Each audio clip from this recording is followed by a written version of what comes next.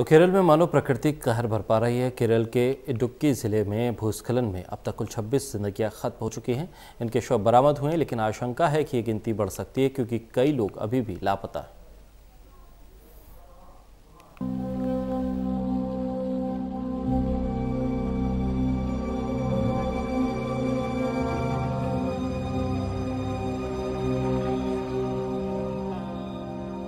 केरल के इडुक्की जिले में अफरा तफरी है, मातम है। जान मालूम पड़ रही है कि कितनी सस्ती है।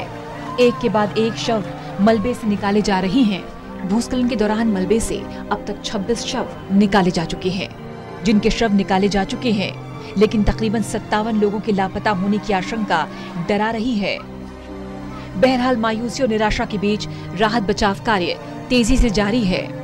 केरल के मुन्नार में भारी बारिश के बाद हुए भूस्खलन में हादसे में टाटा ग्लोबल बेवरेजेस की सहयोगी कंपनी कन्नन देवान hills plantation company private limited के 80 से ज्यादा चाय बागान कर्मचारी और उनके परिवार के सदस्य शुक्रवार सुबह से ही लापता हैं।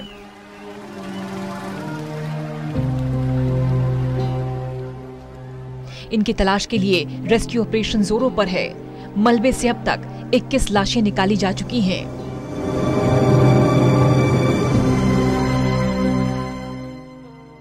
आशंका जताई जा रही है कि इस भयंकर हादसे में जो मलबा है उसमें कम से कम 60 लोग अभी दबे हुए हैं। यह हादसा पर्यटकों के लिए मशहूर शहर मुन्नार के राजामलई इलाके में हुआ।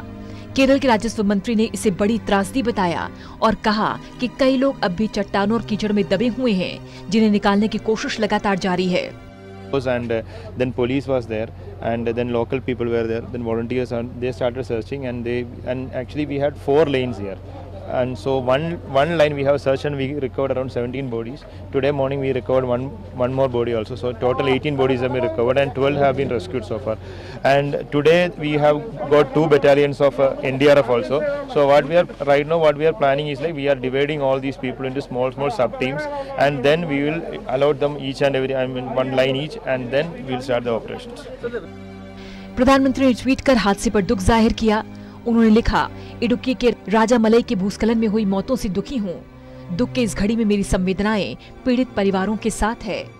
मैं घायलों के जल्द ठीक होने की दुआ करता हूँ। एनडीआरएफ और प्रशासन जमीनी स्तर पर मिलकर काम कर रहे हैं और जरूरी मदद दे रहे हैं।